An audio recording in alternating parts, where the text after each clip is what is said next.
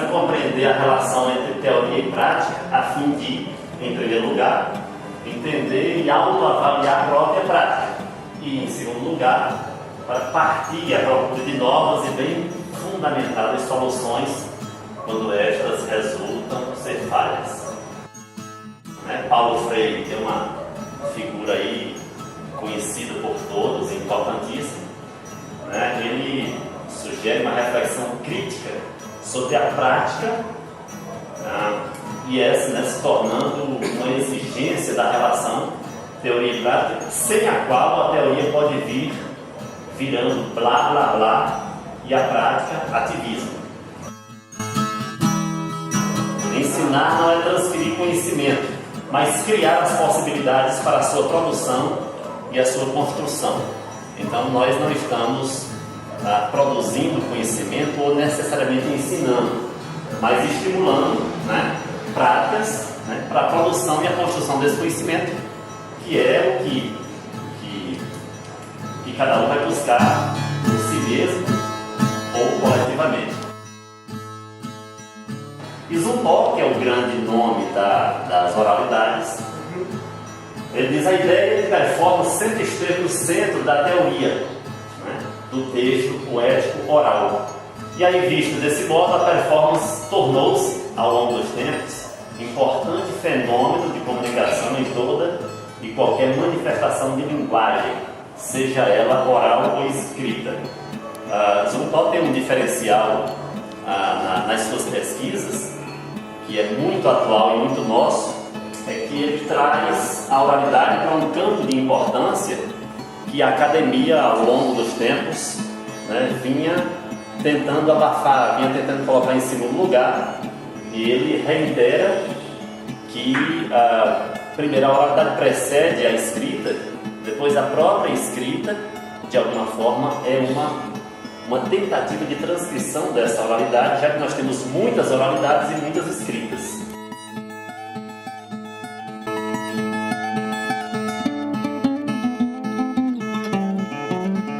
O que é oralidade e o que é escrita? Oralidade é tudo que nós dizemos via oral, E aí nós, nesse caso, eu me colocando também aqui nesse nós lidamos primeiro com a comunicação e profundamente com a oralidade, porque nós nos comunicamos verbalmente, nós nos comunicamos com o corpo, o que é muito importante, e por pouco que nós exploremos essa comunicação corporal, mas ela passa uma mensagem, Quando nós teatralizamos a apresentação, o corpo diz algo, e quando nós nos travamos, ele também está dizendo algo, ou seja, o corpo por si está passando uma mensagem. E nós, repentistas, trabalhamos fundamentalmente com essa oralização, com essa vocalização do que é dito. Sem ela, a nossa atividade não faz o menor sentido. E a escrita, naturalmente, o nome já diz, é tudo que é passado para o papel. E aí, segundo o próprio Zumthor, essa escrita ela tem uma base na oralidade, e depois a oralidade, que hoje é mista, não há mais uma chamada oralidade pura, essa oralidade também tem uma influência da escrita. Então, quando nós falamos, de alguma forma estamos reproduzindo uma escrita que nos ronda, e quando nós escrevemos, nós estamos reproduzindo alguma das muitas formas de oralidade. Quando a gente escreve formalmente uma carta ao assessor do senhor ministro, nós estamos reproduzindo uma oralidade ou uma vocalidade mais rebuscada, mais cuidadosa. Quando a gente conversa no WhatsApp, agora, cheio de abreviações, nós estamos reproduzindo uma oralidade muito mais solta, muito menos exigente e talvez não menos importante.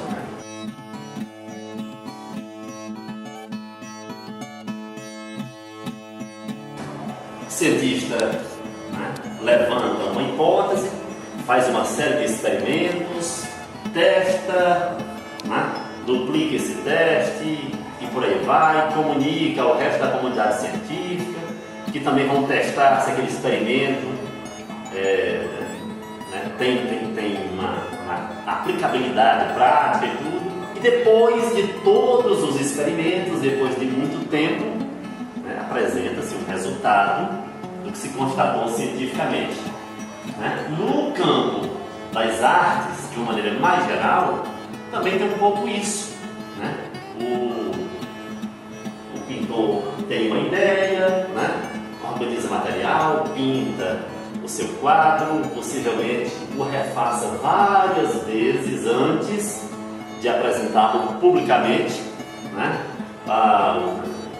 Os compositores, de uma maneira geral, os cantores, devem ter tudo uma elaboração prévia, cuidadosa, para depois haver uma apresentação. E na improvisação, que é o que vocês, né, que nós fazemos. Né? Essa relação com o tempo, ela chega a ser tensa, né? Muito simultânea. Praticamente, você é levado por uma pressão do próprio mercado de trabalho, dos próprios companheiros, do público que lhe assiste, a pensar o mais rápido possível e já colocar aquele pensamento, né, em xeque, na prática. E isso é muito tenso. Então, isso abre uma série de precedentes para falhas, já que nós, né, somos humanos. Né? Isso gera uma ansiedade, quer dizer, eu não tenho tempo para conferir o que vou fazer, porque talvez já seja tarde, se eu for demorar demais.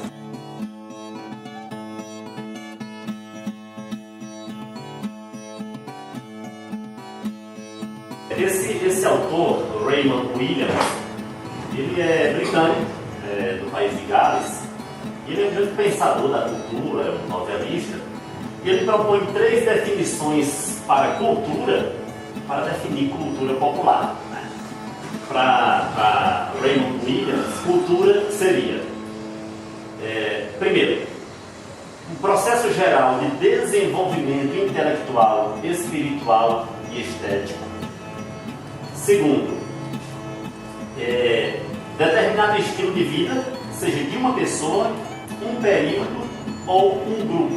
Assim, teríamos em mente não apenas fatores intelectuais e estéticos, mas, por exemplo, também o desenvolvimento de literatura, feriados, esportes, festivais religiosos. Né? E, por último, Williams rotula como cultura trabalhos e práticas de atividade intelectual e principalmente artística. E aí ele conclui que cultura popular seria a junção desse item número 2 e o item número 3. Portanto, a cultura popular seria esse determinado estilo de vida, né, que muitos falaram aí, né? Seja de uma pessoa, um período ou um grupo, né? E também os trabalhos e práticas de atividade intelectual e principalmente artística. Né? Essa é uma definição de Raymond Williams, que é um pensador respeitado e muito referenciado. E aí, num aspecto, inclusive a Marcelene, a Lucimar, enfim, alguns tocaram aqui, nessa coisa das mudanças, né? O Cícero falou da vinda da zona rural para a cidade. Tem um pensador que, apesar do nome alemão, Greg Bornheim, mas ele é gaúcho. Ele é um pensador também da cultura, né? Ele é filósofo, e ele fala muito de uma coisa chamada ruptura, quando ele fala da tradição, e ele defende que a tradição ela é enraigada de rupturas e refazimentos. Ou seja, a coisa não é estática. Porque essa parte estática da tradição se enquadra no que se rotula como folclore. Né? Porque o folclore é a coisa quando para. Né? Aliás, é uma outra discussão interessante, que muitos escritores, muitos pesquisadores rotularam e rotulam a cantoria, por exemplo, como parte do folclore, como uma coisa sem autoria, né? Enfim, e meio estática também. E aí Bornheim diz que as tradições, elas sofrem rupturas e se refazem constantemente, naturalmente não se distanciando, né, exacerbadamente das suas bases, mas é isso que torna a tradição uma coisa viva, né? Um exemplo disso, ele até menciona que quando uma palavra é dicionarizada, ela se torna mais estática, né?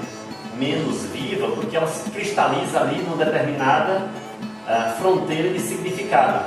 Ela está parada, ela se torna mais parada. Isso. E a palavra falada, oralizada, que é o que nós fazemos, ela de vez em quando vai ganhando novas significações e tal, né? E aí essas rupturas e refazimentos fazem com que a cantoria esteja viva, mesmo que advenha dos trovadores, né? Enfim, há mais de 8 séculos e tal, ela ganha as suas adaptações, mas ela continua viva e forte, né? E aí nessa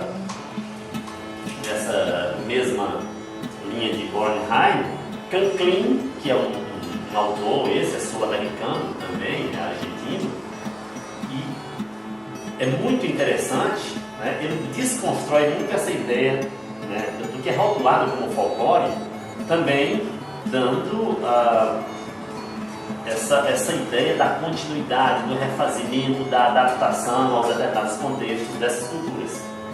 Mas é uma pergunta: os repentistas são artistas populares? Né? E se são artistas populares? Populares por quê? Porque advém do povo, porque a linguagem é simples, porque cantam para o povo? Ou seria o popular mais preconceituoso para se distanciar do clássico, do sofisticado, né? Tirar de uma camada privilegiada, vamos dizer assim, econômico e intelectualmente, para uma coisa mais simples e, portanto, menos valorosa, né? Então é uma reflexão. Nós cantadores somos populares em que aspecto, né? Isso fica para reflexão.